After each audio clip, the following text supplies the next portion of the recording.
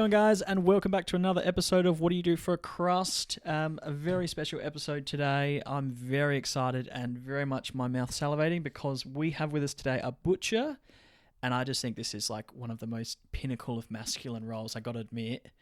You know, we're talking Sunday roast, we're talking pulled pork, we're talking a tomahawk steak, like just sharp knives, blood, guts. I mean, it's probably not all that, but I'm probably stereotyping a bit. But welcome.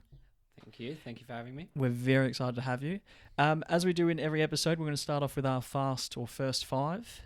So if you're ready to get started, we'll jump in. Let's do it. Easy done. So first avenue is income and salary range. Mm-hmm. What kind of range are we looking at? So roughly at the moment it's between 70 to 80,000. Yeah. Good coin. Not yeah. too bad. Yeah. Good coin. Yep. And can I ask as well, without me being cheeky, does that include a bit of like, you know, it's a Tuesday night, I don't know what I'm taking home for tea, can I pinch it? Like, do you get, what's the benefits? Do you get to take a steak home every minute? Like, how's that work? Yeah, sometimes if you're lucky. Nice. Probably the best example I can give you was for my birthday. My manager gave me a nice big juicy tomahawk steak. Oh, so, nice. Yeah. I love that. I've seen them a lot in like social media lately, but God, they're Yep. gangster, those things. They are massive. Can I ask you, what part of the cow is that? So it's a rib, Scotch rib. Okay. So, yeah, sometimes you get the OP ribs, which is sort of the shorter bone, but this is like pretty much the whole rib with a Scotch fillet on. Nice. So- All right. I do know Scotch fillet, and I do know that is a quality cut. Easy done. All right. So good money. Definitely good money. Yes. Pros and cons. Pros, well, like I said, the money at the moment is pretty good. You know, it's one of those sorts of careers where you can put a lot of passion, a lot of pride into, be a bit creative. So that's a massive positive for me. Using knives can be quite a good positive, especially if you like using knives. I think it's something very any person that's filleted a fish. Mhm. It's something very satisfying about a sharp knife, or even I shouldn't say just fish, but a sharp knife just going through and taking off like a fat cap or Yep. something like that is just Sometimes it's the glide you get is just beautiful. Yeah. very fair. Yeah. Cons? Some cons. It can be quite a demanding job. You got to be quite physically fit, strong. Fair cool. The cleanup can sometimes be a bit shit. So I don't necessarily enjoy doing that so much. But yeah, more positives than cons, I would say. Fair cool. sure. Very fair. Attributes or traits. What kind of, what's a person need to be a butcher? Obviously, you said physically fit. Yeah, so as long as you're physically fit and strong, that's good. Knife handling skills is quite important. Understanding and using of some of the machines, which can be quite dangerous. Yeah, so they're probably the main lot. Hand-eye coordination, you got to be able to see what you're doing, and can be lots of cuts can be quite fine and stuff like that. So you got to be able to handle doing that sort of stuff. Yeah, very fair. Yeah. I can imagine, it has to be pretty, you have to be pretty on it to, you're dealing with food, you're dealing with, sharp utensils, dangerous machinery. We're talking bandsaws. Yep. What kind of other machinery? I know I'm getting a bit off topic, sorry, that's but fine. I've got so many questions. What kind of machines are we talking? So the main ones that I use are obviously the bandsaw, like you said, which is probably more of the most dangerous machine. Mm-hmm. You got the mincer, tenderizer. We use a slicer. Not all places use a slicer, but that's one that we use. They're probably the main ones. Nice, Yeah. all right. And growth and opportunities.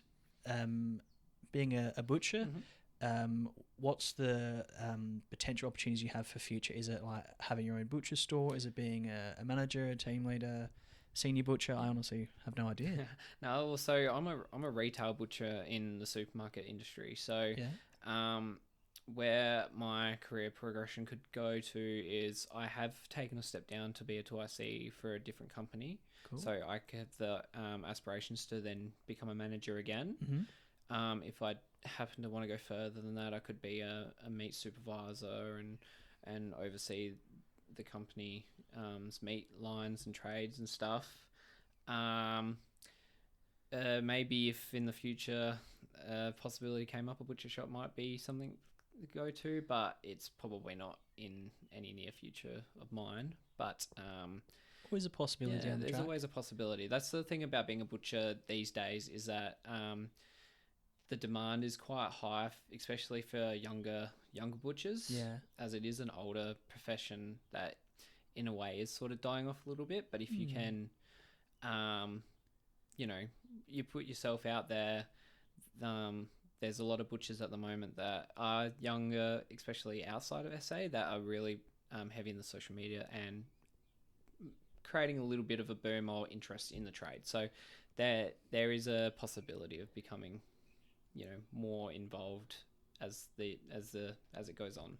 I definitely think in the last like 10 or so years, there's been a massive flood of or a much bigger eye on meat and butchery and stuff. Like, there's been all those shows about meat masters and grillers and all that kind of stuff, like cooking over wood and smokers and all that kind of stuff. Like, I feel like in the last 10 years, I remember being a kid and like just everything was like just cooked to the death, or steak was like leather.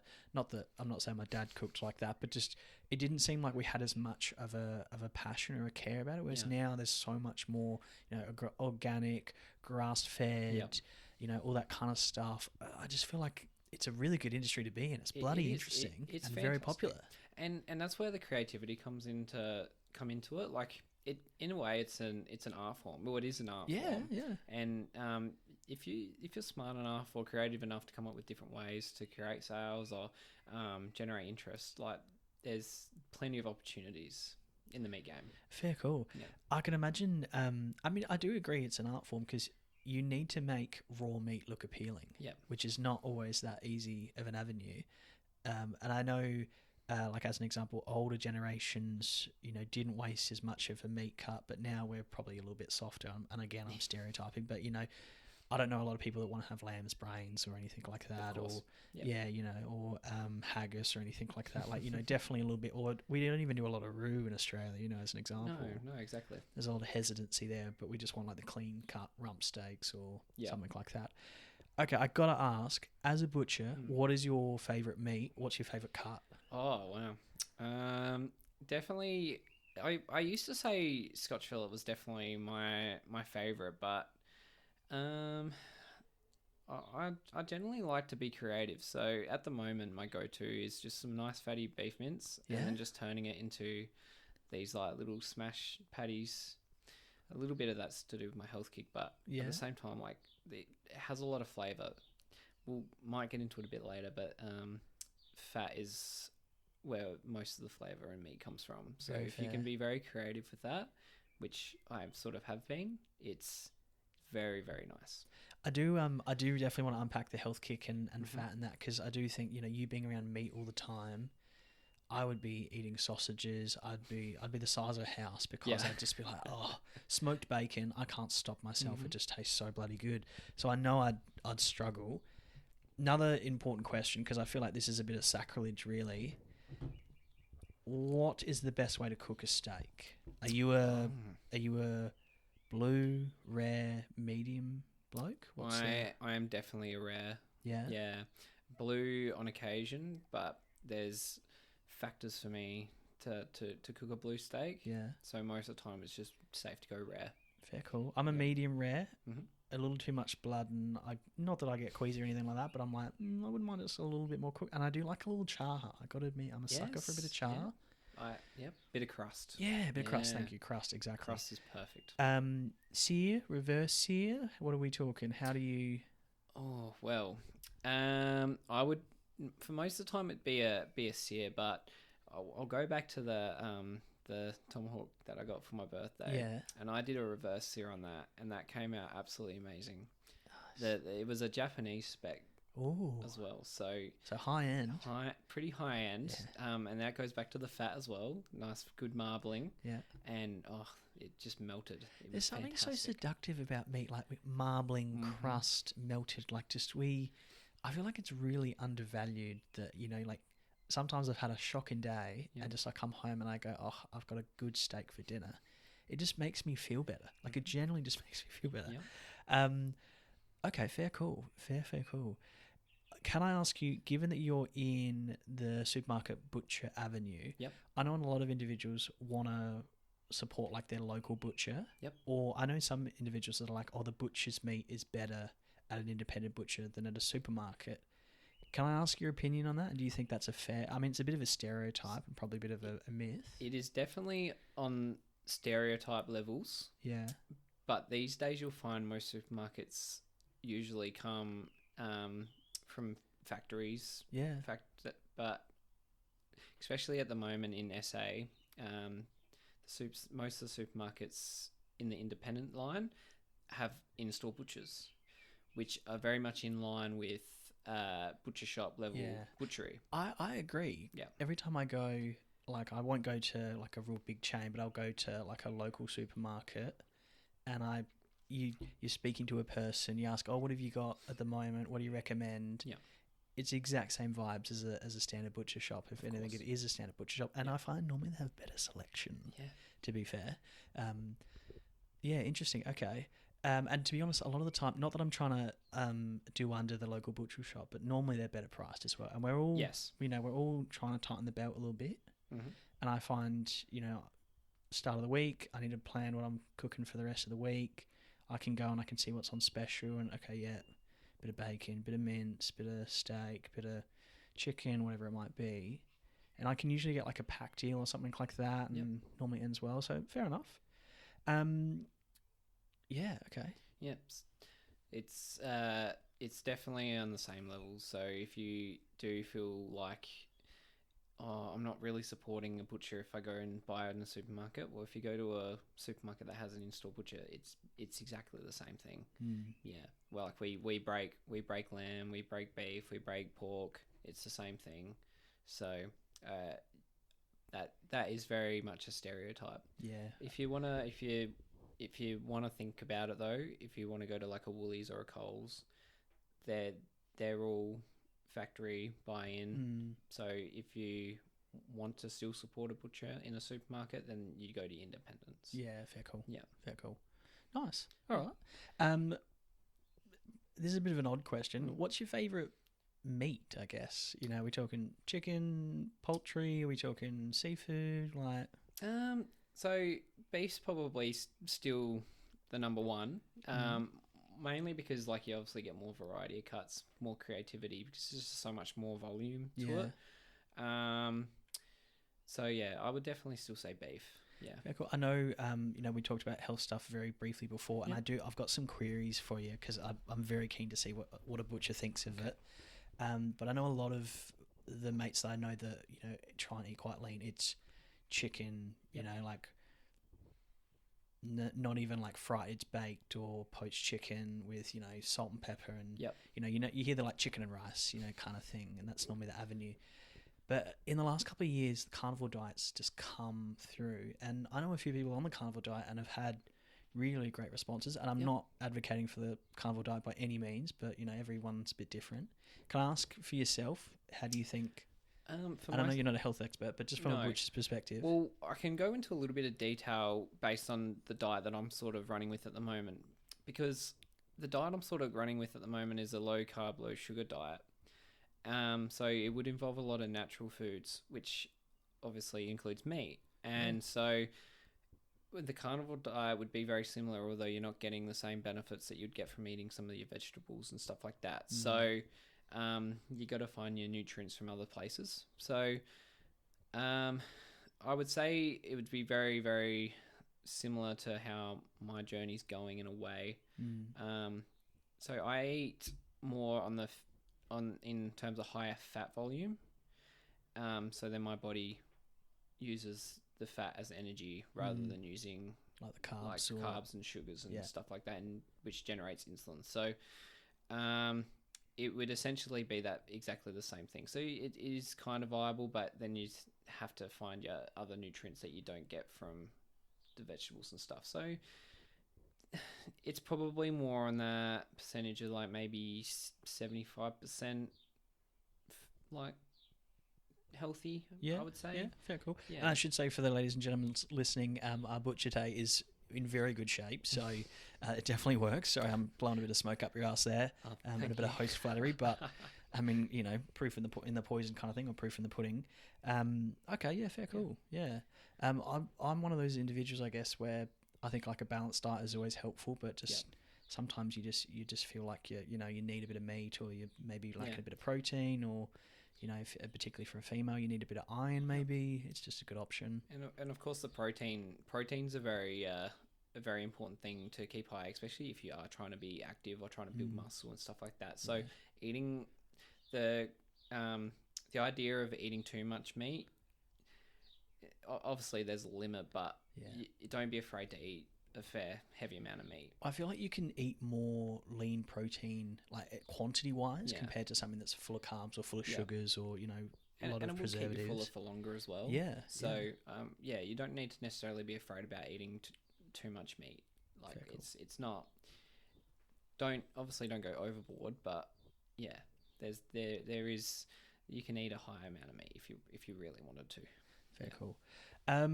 So I'm under the impression to become a butcher is 3-year apprenticeship. Yes, that's correct. Can I ask what that was like? It was actually not too bad. So when I started my apprenticeship, I did that in a supermarket then as well. I didn't necessarily start out my journey in a supermarket, but that's where I found myself doing my apprenticeship. Yep. So I worked just a normal full-time job there, and had one day off throughout a 4-term period to go to trade school, and that was quite good. That's where you learn to like break your beef and all that sort of stuff, the stuff that you don't really do in your workplace. You meet some really nice people there. Some are going through the same journey as you, some are doing it in a different way. I learned quite a lot through that. Fair. I mean, it sounds definitely interesting. I quite like an apprenticeship avenue. I was a plumber by trade, so went through an apprenticeship, and I like the idea of earn while you learn. Yep. It's practical. You're around good people doing the same thing. It feels like a real cool journey. Yeah. You mentioned before that you have to be physically fit. I can imagine. Is it like the movies? Are you lugging around carcasses? Has anyone done the Rocky gag where they're just sitting there punching a pound of meat? Okay, that is 100% true. Yeah, that is anytime tenderizing. Yeah, anytime that bit of frustration and just a rude customer, and you go, just give me a sec. I got to go to the core room and just put in a couple of combos. And so usually if there's a trade pig in the fridge, that's there's going to be some punching involved. Nothing over the top, and it doesn't do too much harm because it's got so much density to it, but there's definitely something that happens. Fair, cool. Sure. I can understand.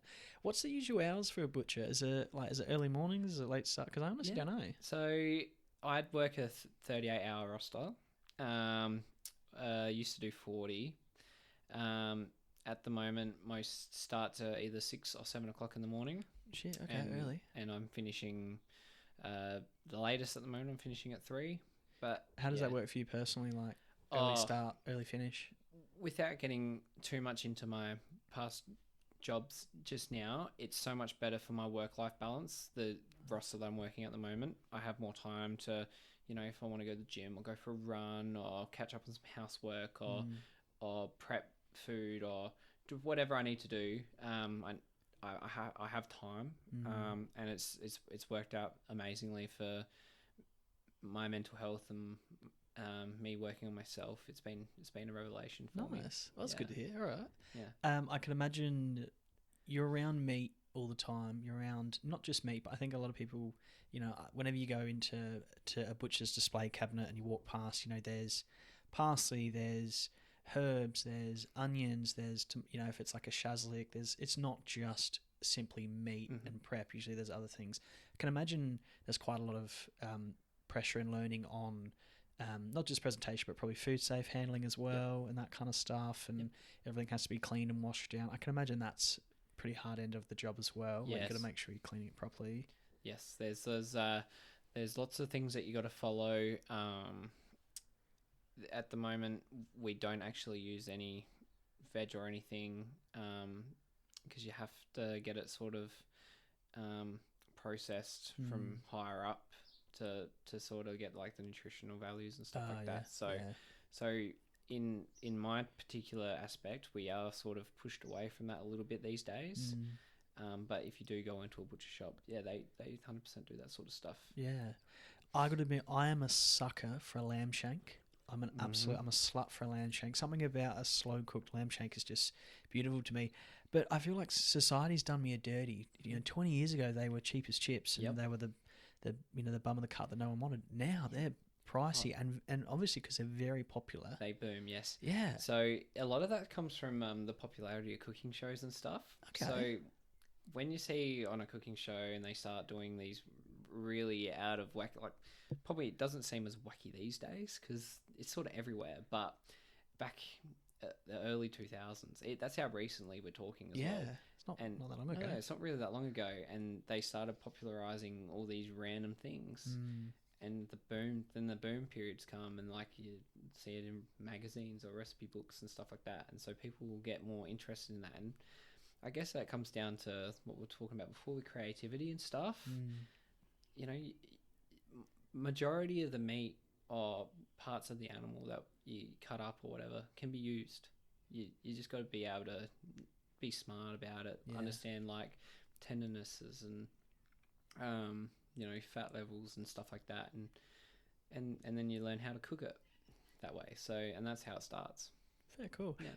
I got to admit, I am a bit of a wuss when it comes to eating like an eyeball or something like that. But I know that a lot of the time we don't want to waste things, and things can be turned into jerky, and pig's ears and bones go to pets and dogs and all that kind of stuff, which I do think is really good. And it does seem like lately we're less likely for wastage and such, which is obviously really good. And you can chuck stuff in a casserole and stuff like that, which is definitely a cool thing. Fair cool. Can I ask you, I think we're very lucky in Australia with the quality of meat that we have. I generally do. It's very rare that you get a bad cut or something. And usually if you do, it's a bit fatty, but it's not the end of the world. And it's probably just a bit of bad luck. Do you feel the pressure that that people expect like our quality of meat to be, like as an example, we take our snitties very serious in Australia. So if you're selling schnitzels, people are going to be like, what flavour's the crumbing? Have you got herbs on it? Is it just a plain schnitzel? Is it a chicken breast? Is it a chicken fillet? Like, is it thigh? Is it like? I feel like people take that really seriously. Do you find the same? Yeah, I do, and people expect high quality, no matter what they're after. So, there's always lots of questions that get asked, and there's lots of grading when it comes to meat. So, we try and keep it as premium as possible with a lot of stuff. So like your YG quality cuts. Sorry, what's YG? So that's your yearling. Oh, okay. Yeah. So that's usually your sort of your best when it comes to your premium cuts. So we try and keep it to that level as much as possible. And with schnitzels, there's lots of different types of schnitzels these days. Lots of different crumbs. And we try and have a nice expansive range that people can choose from.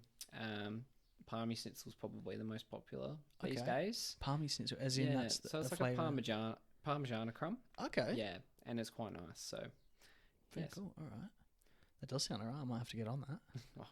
Sounds good. Yes. Okay, interesting. Where do you sit on I think a lot of people would stereotype and assume that a butcher slow cooks meat in their spare time, or that you're a grill master, or it always seems like those slow cooked 12-hour briskets, and that always a butcher, he must be doing that. Yep. Is that a stereotype again, or is that's definitely a stereotype? Me personally, I don't do a whole lot of cooking like that. Yeah. I used to make a lot of slow cooked curries and stuff. Nice, yeah. So like sometimes like with some lamb or some goat or some chicken. Oh yeah. Yeah. Well, goat's another thing that's quite popular these days. I quite like goat. Yeah, I think it's a different kind of flavour. Very nice. Yeah. You have to slow cook that one. Yeah. Or otherwise it's just like just nice pan fry stuff, like steaks and stuff like that. I can imagine it's similar, I think, to most careers. You've spent all day around meat. Yep. You probably then don't want to do it in your spare time. You want to go, like you said before, work-life balance. You want to go for a run, hang out with mates, Yep. do things, outside of work. You probably then don't want to slow roast or, do a 12-hour smoked brisket or something like that. No, and because it's just me, it's a lot of food to cook up just for yourself. So Yeah, fair. yeah, Fair. but sometimes I do like a little mini roast and stuff like that. So something that usually takes about an hour and a half just to whip up. Nice little lamb rump roast is pretty nice. Oh yeah. Yeah, Okay. nice little strung up. Put a bit of rosemary in there with some garlic. Like, oh, perfect. That does sound good. Yes. Can I ask you again then? We mentioned that there's a lot of different options in regards to certain things. A lot of different flavors for schnitzels, as an example. Mhm. Have you ever come up with your own flavour of sausage? Because I feel like that every bloke in Australia, I think at one point in time, has been pissed around a fire or something like that around the dinner table gone, I reckon I could make a special sausage and chuck in, a bit of cumin and a bit of garlic and a bit of rosemary and all that kind of thing. Have you got your go-to sausage? Well, no, not me personally. It is a massive craze right now with TikTok and reels and stuff. Yeah. There's different butcher shops that are making all sorts of different sorts of sausages. Mm. So it is definitely something that is becoming popularized, especially in the younger demographic. Mm. But I will say, back when I was a cleaner, back in when I was first starting out, we used to make these Vegemite and cheese sausages. That's for Australia Day. Australian as hell. Yeah, so that was a nice Australia Day special that we used to do. On the side when I was just hired as a cleaner making sausages, and that was one that we used to make. So Nice, that's a good yeah, one. I think Vegemite and cheese is a great, really underrated combo. it's a very nice combo in the sausage as well, because obviously Vegemite's quite salty, so it does definitely enhance with the meat. Can I ask you then, as a butcher, where do you? And this might be a bit of a controversial question, and it's an anonymous podcast, so you can be honest here. Where do you sit on the Bunnings snag?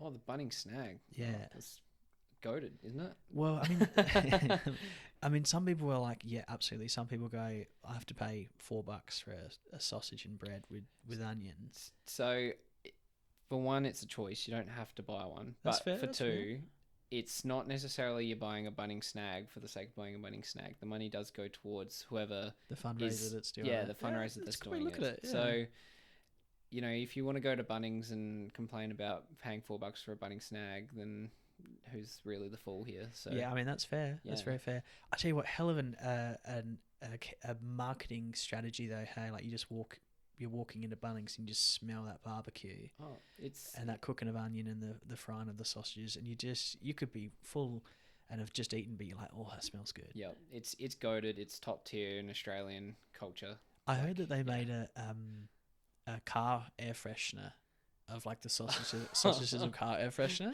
and there's like bacon ones and stuff as well. Yeah. Have you heard of those? I have, and personally, after being in a meat room all day, I don't necessarily want my car to smell any more like a meat room That's than it very already fair. does. That's very fair. So Can I ask you then, going back to the meat room and that, I can imagine obviously a lot of it needs to be refrigerated. Yep. Are you cold all day? Oh yes, yeah. So Oh, that was a quick response. yeah, Okay. it's very cold.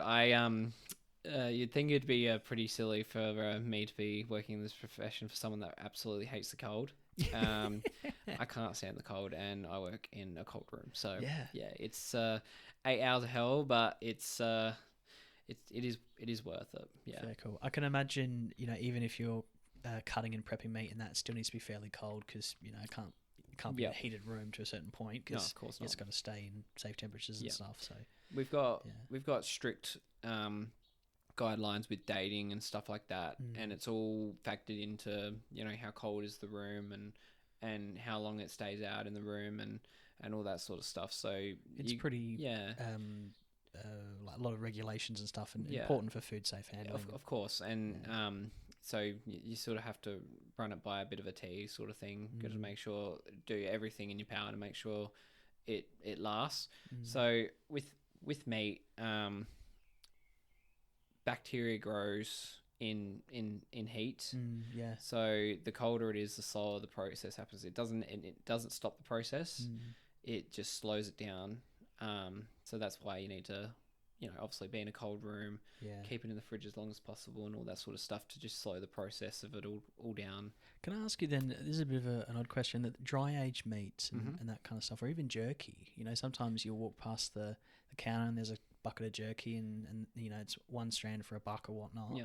That's just sitting out in the thing. Is that because it's been like sold? I honestly have no idea. So, especially these days with the actual dry age machines that they use, I wouldn't be able to actually explain the full process Fair call, but there's a certain thing that that the machine does that obviously keeps it preserved to let it dry out. When you actually look at the meat itself, you can see on the outside it just looks gross and whatnot, because that's just what happens. But all they do is just slice it, trim it up, trim up the outside, and it gets rid of that part.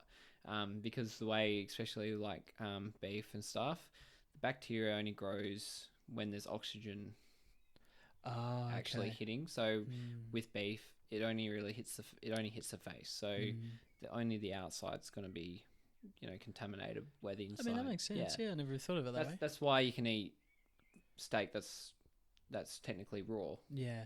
As long as like it's seared on the outside. Was it like beef carpaccio? Yeah. And that kind of stuff. Yeah. Okay. So that's why that's how that process works. Yeah. Very cool. All right. Are you a kangaroo man? Because I find the rest of the world thinks Australia is bizarre, that we're the only country in the world that eats our national animal. Around the entire country, realistically. And I know there's probably a few areas that that do eat some obscure animals and that kind of stuff. But do you think it's a bit odd? Oh no way! It's when we've got the amount of kangaroos we have in the country. Yeah, it's an easy way to keep population control down. It's quite nice. It's good for you too. I think it's quite a lean. Yeah, it's very lean. Fatty. It's very lean, very rich. It can be tough if you cook it a bit. Yeah, if you cook it wrong. You don't want to overcook it.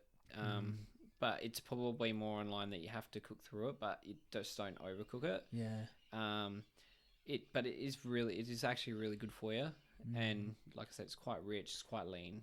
Does the American scene of them, like, they eat a lot of game, they eat a lot of deer and moose and it's whatnot. very much the same thing. Does really. does that appeal to yourself? Do you sort of sit there and go, I can see the avenue of it's still meat, obviously, and it's bloody beautiful. Like, I know a lot of people, I know a few farmers and such. They'll eat rabbit. Yep. No worries at all. And wild goat, 100%. And we talked about before, goat it's delicious. Lovely. Oh, goat curry. Jeez. Salivating. Yeah, just can't go wrong. I know some people can get a bit, it's, and I don't want to get into too much of a territory of, it's an animal, it's a pet or anything like that. We're breeding for consumption, that kind of thing. But I think particularly in Australia, we're pretty good with how we're managing animals and all that kind of thing. Yep. It's a really dicey topic, but do you think that Australia should be doing a little bit more in regards to the game, like of doing deer, goat, all that kind of stuff? Venison is something we've been able to sell a little bit more over the years. Okay. So there's not really too much issue with that. Rabbits, I think a lot of people probably do. Probably out in the country, they probably do when they go hunting themselves. I probably would never see it being sold unless you go to an actual game like butcher. a unique kind of yeah. I tell you what, I'm not sure if you've ever seen one, but being on a farm and seeing a rabbit get skinned and then just sorry ladies and gentlemen, a bit graphic, but the fur gets literally, it's almost like a degloving. They just rip it off from tail to top. First time you see that, you go, whoa, okay. It would be pretty confronting the first time. It definitely is, but then it's like everything. It is an animal. It's got muscles, it's got veins, organs, all those kind of things. I think if you can see past it, I mean, there's nothing wrong with eating meat in general. It's part of who we are to survive. Definitely important. So it's very have the need for protein and iron and all those good things. So I understand there's people that are out there that don't believe that or see it, but I think personally it's just each their own. If you like eating meat or you like eating different sorts of meat, more power to you, I think. I will tell you a bit of a funny story though, going back to the venison side of things. Sure, yeah. Because it's quite interesting now being a butcher to look back on it. But when I was younger, I went and stayed at a mate's place, and they were cooking venison for dinner. Mm-hmm. And I can't exactly remember. I might have been about 8 or 9, and I cried that night, and I said, "I'm not eating Bambi. I'm not eating Bambi. I can't do it." Yeah. And now I'd quite happily eat venison like it's nothing. So Yeah. So I think it's quite funny how that.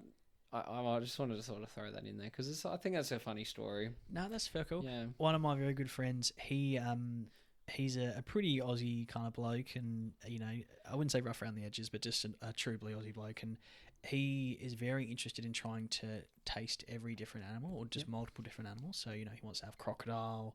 He's had camel, all those kind of really unique things. I think he tried ostrich a couple of years ago and stuff like that. And he always comes back to kangaroo. He loves kangaroo. He says one of his favourites is just plain kangaroo burger. Yeah. Just with a nice fillet cooked really well. He's like, you just can't. It's just beautiful. It is quite a nice cut. It is underrated, and especially when you are trying to be healthy, it's lean protein. Yeah. There's not much to it. Like, it's pretty basic, but can be phenomenally delicious. And underrated, very underrated. We're going to throw to the indigenous population for this one. Roux tails is sensational. Yeah? Yes, so... I've seen it been thrown... I haven't eaten it, so I don't know, but I've seen it, hair and all, thrown straight on the coals. That's exactly right. Or you could... or you can cook them in the coals underground. Okay. Fur and all, and the fur will sear off, or you just pull it off when it's all cooked, and it comes out super tender, super delicious. At my last job, I used to have a customer. He would buy 2 roux tails at a time, cook them underground, and one day I convinced him to buy 3, not because I necessarily was expecting him to do this, but there was 3 left, and I thought, might as well take 3. There's no point taking just 2, and there's one left. There's one sitting there. Just take it. And he come in the next day and brought it into me, because I told him before I'd never tried it before, and I was quite interested. And I just went out the back and I smashed a whole lot. It was absolutely delicious. Yeah. It was one of the best things I've ever tried.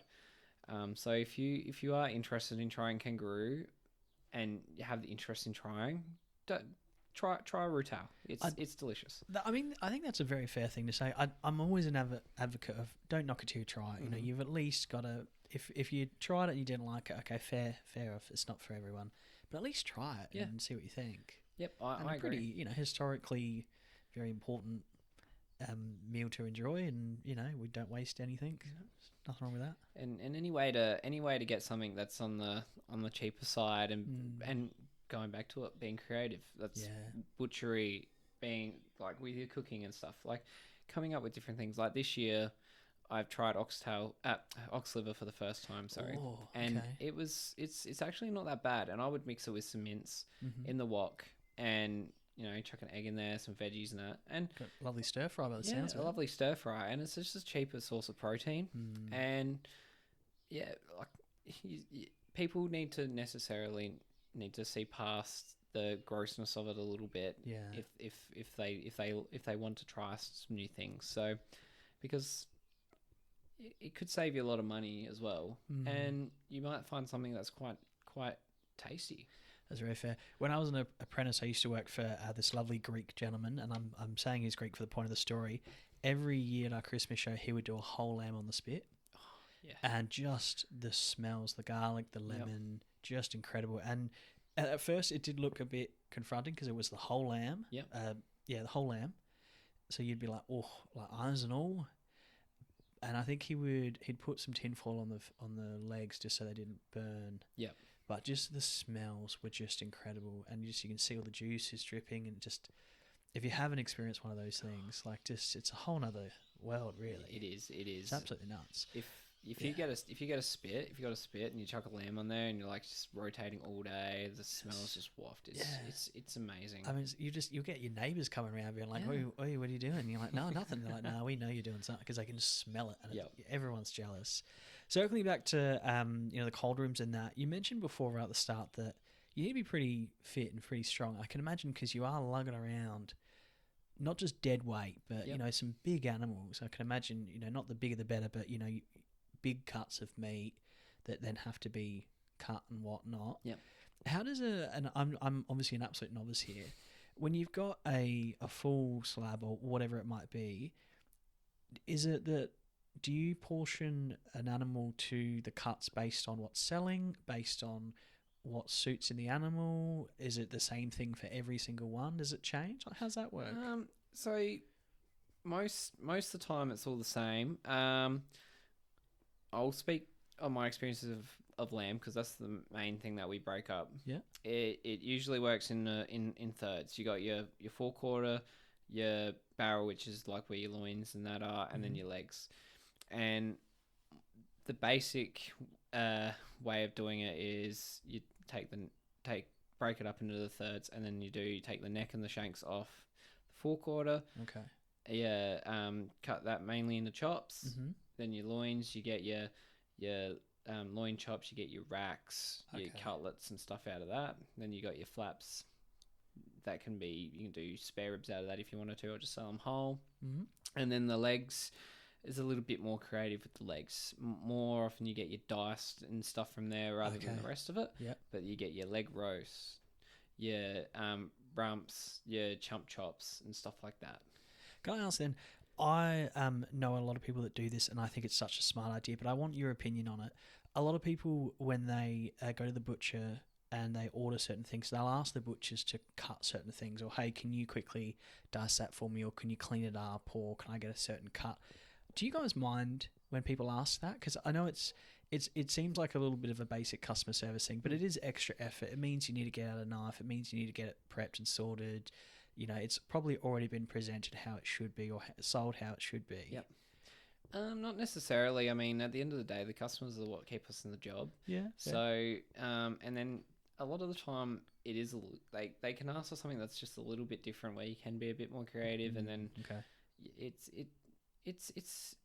good. It's good to have those sorts of customers. Yeah. And they keep you on your toes as well. But I mean, yes, there are obviously times when we're going to be under the pump, and it's like, and you're oh, like, really, yeah, I'm not going to clean up that rack of lamb because and they want the bone clean, and so, I'm sorry, I can't. So I guess it's like anyone, like you get a little bit frustrated about it, but realistically, at the end of the day, like they're what keeping you in the job there, and then that's where you get your connections from and stuff, and then they come back and they buy appreciate more. the extra effort, of course. So yeah, this always happy to take customer requests, always. Fair, cool, okay. Fair enough. Yeah, very curious because I go to my local butcher and I'll absolutely ask for bones, but I won't tend to ask for I won't ask for specifics because they're always busy, and I just feel bad that like someone you always get that person and they're like, oh, can I get 500 grams of mince, and then it's like 510, and like, no, I want exactly 500. You're like, just bloody take it, come on. Okay, now that's getting a bit that's getting a bit too much. A bit too much, yeah. Yeah, fair. Okay. So it sounds obviously like a carcass is there and then it's broken up as it's needed. Yep. Do you ever sell like big whole chunk? Like, do you get people that are like, hey, can I buy a half a cow or whatnot? So yeah, we do. So even last week I sold a whole lamb for a spit. Wow. Okay, cool. Yeah. So that's pretty common. Sometimes you get like people that want bigger roasts and stuff like that. So yeah. I do. I got to admit, I am a guilty of this. I will ask the butcher, hey, I'm feeding 4 people, is this enough? And they'll be like, is it 4 blokes, is it 4 women, is it 4 big eaters, is it small eaters, are you having sides? Like, it's a stupid question, I will admit, but normally they'll give me a good answer. So the first thing I ask them is, what else are you serving? Yeah, fair. Because you might buy a piece of meat that's reasonably sized, but then you're serving all this other stuff. Yeah, fair. So it's all about the portions of the whole meal, but most of the time you just buy something that's reasonable size, and then if you got leftovers, like, it is what it is. I mean, who doesn't love leftovers? Oh, of course. Do you see fluctuations in sales based on the time of the year? Like, winter is more casseroles and that kind of thing. Summer is more barbecue meat. Is that an actual thing? Yep. And then obviously you got your Easter and your Christmas times, and then Greek Easter is another time period that you'll find as well. So things can chop and change through those periods. Then you get your down periods, like especially after New Year's is quite a down period. So yeah, there's lots of fluctuations, and you sort of just try and like crystal ball it a little bit. And How do you predict for that kind of stuff? you generally just go with the trends, I guess, and like obviously weather plays a lot of factors in what people are going to cook as well. So you sort of just like pinpoint around those sorts of things. But usually most of the basic stuff just goes all year round, but it just fluctuates to just demand.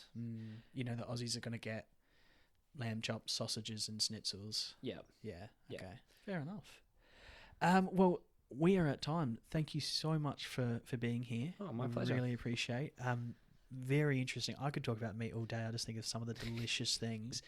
I just think like meat elevates a meal. Yeah. You know, like I've come from a family that's meat and 2 veg, and it's the meat and then the 2 veg. Like just, it could be absolutely anything, but it's just terrific. So thank you so much. You've given us some really good insight. We really appreciate it. My pleasure. I'm happy, and hopefully people learned a few different things. I definitely think they did, yeah.